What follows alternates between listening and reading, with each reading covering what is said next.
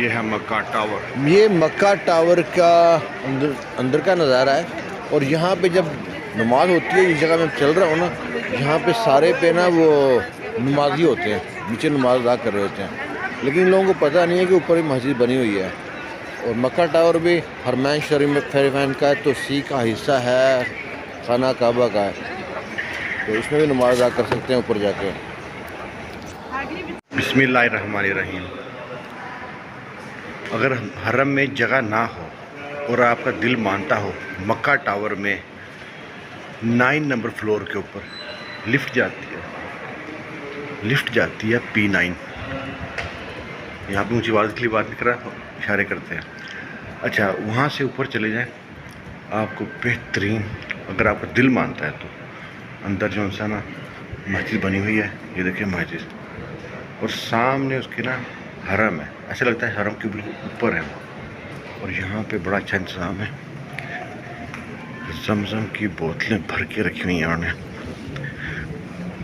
ورنہ وہاں پہ زمزم ڈھونڈنا پڑتا ہے، ملتا بھی نہیں ہے. یہاں پہ میں دکھاتا ہوں زمزم کس طرح فریزروں میں رکھا ہوا ہے.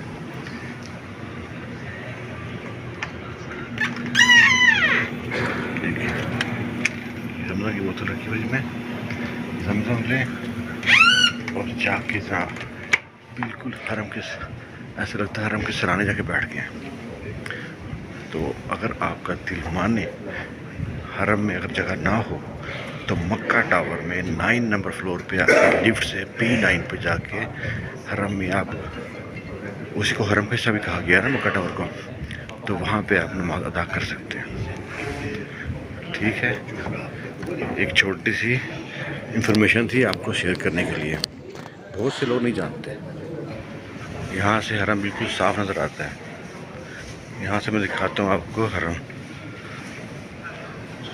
سہولت کے لیے لوگوں کے لیے کتنا اچھا بندوبست کیا ہوا ہے. ابھی میں دکھاتا ہوں آپ لوگوں کو. دیکھیں ماشاء اللہ کتنا پر نور نظارہ ہے مکہ ٹاور سے خانہ کعبہ کا. یہ منظر، یہ خانہ کعبہ جو کہ نئی توسیع ہو رہی ہے نا، وہ سامنے وہ والی بلڈنگ ہے. اور یہ مکہ ٹاور میں اب جب نماز ہوتی ہے تو نیچے جو لوگ ہیں نا مکہ ٹاور میں، جو نیچے جو پارکنگ ہے، اس کے آگے جو جگہ ہے کھلی سی، تو سب لوگ وہاں بھی نماز پڑھتے ہیں. لیکن بہت سے لوگوں کو یہ نہیں پتہ کہ مکہ ٹاور میں اوپر بھی مسجد بنی ہوئی ہے، بہت بڑی وسیع مسجد بنی ہوئی ہے.